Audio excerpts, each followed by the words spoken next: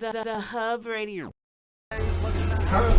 And we are back live from the Hub City Drake, City Coco, DJ exclusive on the ones and twos, man. And we got our guest in the building, man. We got book author Stanley James the second in the building, man. What's going on, brother? How you doing, brother? I'm doing good, man. Anything solid on your end? Yeah, everything's solid, man. And we got a book author in the building, man. It wrote this is the Uptown Renaissance. The revolution will not be televised, man. Talk to me about this book. What is this?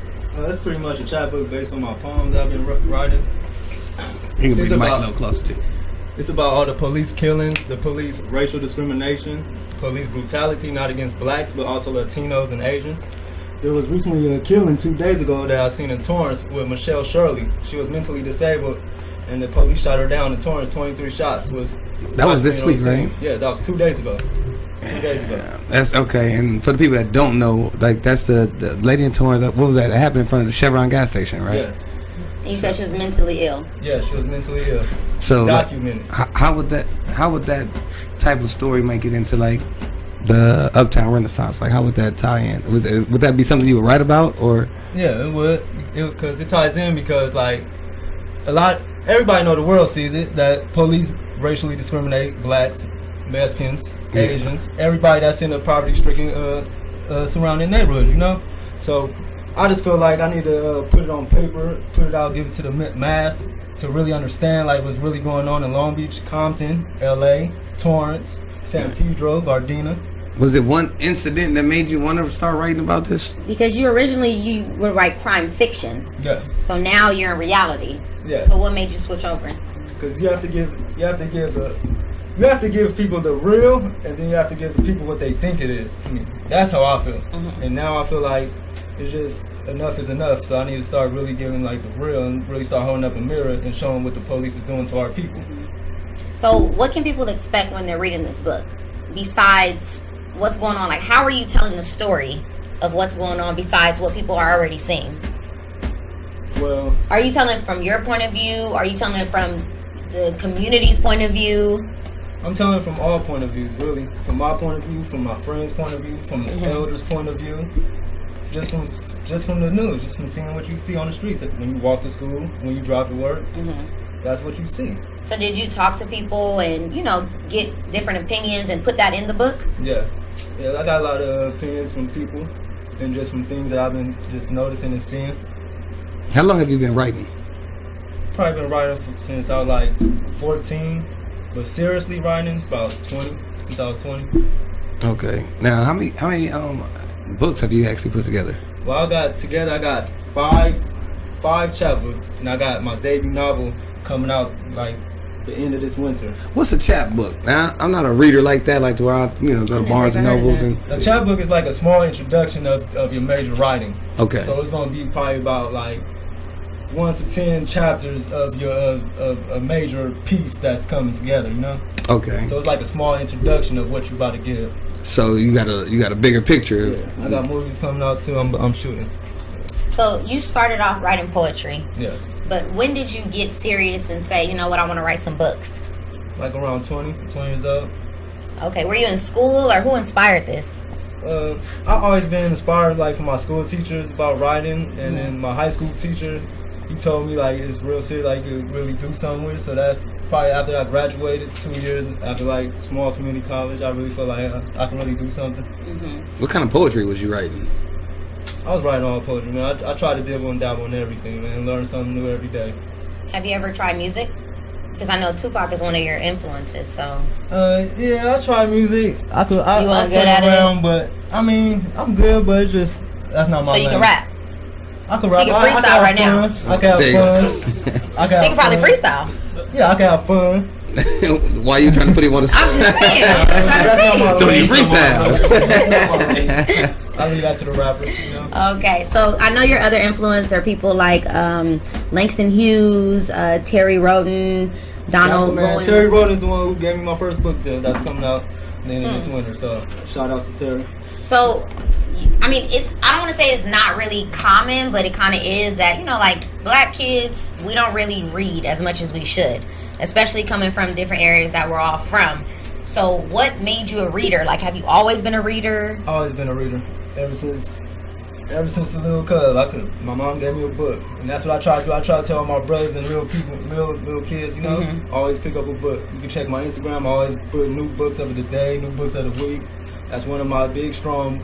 That's what drives me is to get people to read, not necessarily my work, but just to read anything, just to stimulate your mind, just to Have you done any children's books? Not yet. I'm working. Do you want to do children's books? I'm working on a children's comic book. A children's comic book, okay. huh? Yeah, I got a lot of projects coming up. And then what type of movies?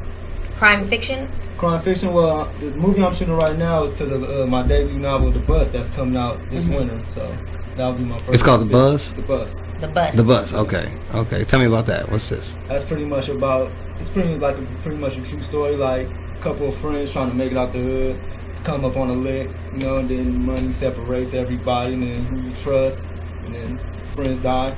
This is one of them stories that you know, like okay, no doubt, man. So The Bust and the next big thing, are they connected? No, it's two different stories. Two separate stories. So what's the next big thing? Is that one out already? The next big thing, it's out with the chapter, the first four, chapters, but not the whole thing. Got it. Okay. Now that's what makes it the chapter. Yeah. Okay. Chapter is a small introduction, like the it. first couple of chapters of the actual work. No doubt, like a trailer, like a preview. So now coming up this election, now you seem to be a little conscious. With everybody go vote November 8th, man. Go vote. They trying to take our vote. They trying to take our rights to vote. If y'all haven't been paying attention, they trying to take our rights. You know. Yeah, we were talking about. You were telling me about that. So like, what do you mean they trying to take the rights? Like a lot of people don't know. Like just say if you working.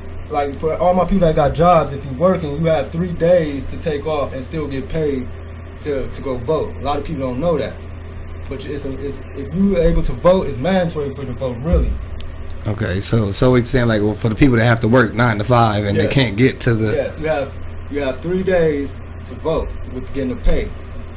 Can you legally take off? Yes, you could. You take off work to go vote? Yes, you could. Or you can come in late or leave early. Okay. Yeah. If you are scheduled to be at work during the time and you do not have sufficient time outside of your working hours to vote, as statewide election in California law allows you to take up to 2 hours off to vote without losing any pay. You know, and a lot of people don't know that. You may take as much time as you need to vote for only 2 hours per day that the time will be paid. Okay. Shit, so, everybody got to vote, man. Yeah, knowledge is power. A lot of people don't know about their rights, but that's why I encourage everybody to read. Yeah. To know about these things, you know? And felons can vote. I'm a felon. You can vote. You can vote. So what type of felons can vote? Like, I know all felons can't vote, but like there are some felonies that you're still able to vote on. Do you know which ones? I'm not sure. Like I think for the I have to recheck it, but for the gun felons, and I think for like murders. Those are the ones. Anything that's non-violent, I believe, you can vote. So if it's non-violent, you'll be able to vote. Like that don't stop you from voting. Yes. A lot of people don't know that. You know, they be like, I got a felon, I can't vote. That's a lot. You might want to look that up. Yeah, you might want to look that up, man. You might want to look that up. So, in your case, you good though? I'm good. Voted already. You already voted? I voted already. Who you vote? You vote for Trump? Can't tell you. I'm not for Donald Trump. Oh, okay. Fuck Donald Trump. He good then. Not for He can stay. Hey, man. Shamefully, my grandmother was like, "I'm voting for Donald Trump." I said, serious? She's dead ass serious. Maybe she don't know. I'm like, Gran, I don't know how you get into the voting polls. I don't know. I'm not taking you. I don't know who's taking you. I also want to bring up too in the southern states. You probably haven't been up on it, but they're trying to keep blacks from voting by out there passing out 40 bottles of liquor and bags of weed to keep black people from voting. Wait, what? In the South, they trying to keep all the black people from voting by passing out drugs and alcohol. So they're saying, I'll give you this if you don't go vote. Pretty much. To deter you from Some voting. niggas still they vote now for it's getting wicked, man. Damn. Wicked, man. Hey, well, look, all man. this is pretty much like everything that I'm covering about the racism, all that is all in the Uptown Renaissance. So. Okay. Well, look, check this out. We're gonna take a break, man. We got this thing called Rapid Fire, and we do this with most of our guests. Man, we give you 30 seconds to ask you as many random questions as we can, and you answer them as fast as you can. So, the record is 16. you know what I'm saying? I got it, man. You got this? I got you. You got this. Now this shit's gonna be all over the place though. Oh, I know we go ahead. having like deep conscious conversation and shit. But these questions ain't conscious. Not at all, bro.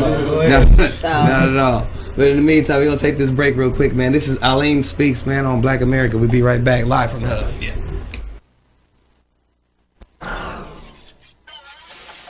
The Hub Radio. Greetings, everyone. My name is Brother Aleem. I'm the CEO and the founder of New Black Wall Street. You know, Black America is very angry today. In Tulsa, Oklahoma, our beloved brother was shot down. Another black man who did not have a weapon. Another black man that body is cold. Another black man that is experiencing something that they should not experience. And that is to be shot down in cold blood, simply because his car was not functioning at the time. Black America once again goes right back to the same solutions. Let us call our politician. Let us pray. Let us come together and ask for the police department to investigate themselves. I got a new solution. You know what this shooting represents? It represents the cold distance of Black America in the context that we don't have the warm unity that is necessary to build an infrastructure in which we can police ourselves, in which we control the economy in our community. Tulsa, Oklahoma is to send a metaphysical message to every man, woman, and child in America. Wake up, black people. Wake up, black people. Tulsa, Oklahoma was the most successful group of black people to appear in the hills of North America. Over 600 businesses and what was called Little Africa or Black Wall Street in the height of the early 1900s is to send a signal for us to investigate once again into the genius that soaks the soil inside of Tulsa, Oklahoma. That cold body today, the coldness that the families feel from the separation of their loved one. I want you to understand that this individual was taken away at a certain time. His hopes, his dreams, his wishes, as his body lays cold on an examination table today. We should examine our relationship with a group of people. After 400 years, they continue to not give us justice. Let us examine as they're doing an autopsy on his body. Let us do a physical and a metaphysical autopsy on a police state, that you cannot legislate a woman or a white person's consciousness when they're on the highways and the byways of America.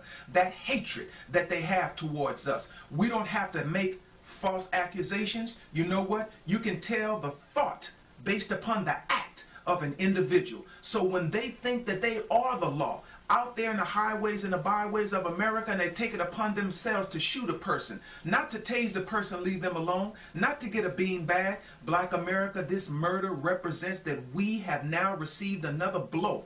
And you know what? When I tell you that the stove is hot and you don't believe it, and now you have to bury another person, we take the heat and the coldness and the frustration from this situation, and this should catapult us to organize. Organize and do what? We control the economy in our community. We organize and we self-police. We organize and we send a signal to those that don't value our life. We don't need you policing our community. The solution, Black America, is unity. Group economics, self-policing. But you know what? We're good-natured people. We don't have to have such a thing as a police in our community if in fact we brought back the $1.2 trillion that we left out. If we control the laundromats, the banks, the supermarkets, the liquor stores, if we control everything, then we employ ourselves. That brother should have a brand new car. That brother car should be operating at his best. You know why? He's a part of the black economy. His car wouldn't break down on the highways and the byways of America, and if it did, there would be black police officers that he know their mother, their father, their cousin, their uncles, their friends. He wouldn't have to be in the ground now because of cold calculated murder that don't value his life or my life, who say they felt threatened. Another justifiable homicide. I'm gonna tell you, black people, the murder represents the distance that we have. Monotheism does not exist in the black community, but I'm gonna tell you today, it is imperative for us to know that this murder cannot cause us to march on the streets and beg for justice from a people that don't believe in justice for us. Notice all the crickets. Kaepernick is standing up, protesting against the injustice. They don't have nothing to say today. They always want to justify a shooting and the killing of us. We are the one that have the problem, not white America. Organize, black people, control your economy and control your community, and this will stop happening. That's the solution. I'm Brother Aleem, and I'm at my best. Peace and blessings. All right, we are back live from the hub, Up City Drake, City Coco. We got Stanley in the building. What's going on with you, man? I'm good, man. You ready for this rapid fire? Yeah, I'm ready. All right, so what we're doing is queuing up 30 seconds right now. 30-second timer. We're gonna ask as many random questions as we can. The time starts after Coco reads her first question, and the record is 16. So these questions are gonna be random. It's gonna be this or that. You can pick this or you can pick that, but you gotta knock them down as fast as you can. So T, you ready? Okay, she queuing it up for you, man. It's not no deep ass questions, you know. You know what I'm saying? We ain't all that conscious on this one. We going with these wild, off the wall questions. All right, and we gonna get it going. You ready, Coco? All right, 3, 2, 1. Eating ass or sucking toes? Time starts. Gay son or gay daughter? Say it again? Gay son or gay daughter? Gay daughter. Suck your own dick or finger your ass? Hey. Look at that. Would you rather have a nipple-sized penis or a penis-sized nipple? Nipple size penis. Nut in 1 minute or stay hard for 24 hours? 24 hours. Crooked knees or cross-eyed? Crooked knees. Rather someone sleep with your girlfriend or your daughter? Say it again? Rather someone sleep with your girlfriend or your daughter? My girlfriend. Weed or sex? I mean, yeah, weed or sex? Time. Damn, bro. Yeah, that wasn't. It was like, whoa, hold on, ask that again. He wasn't ready. What did it invite him? No, hey, those are some more questions. And it's not when she said fuck your daughter or your girl, like wait, what? I ain't heard that one before. The question was cool. It said, suck your own dick or a finger. Yeah.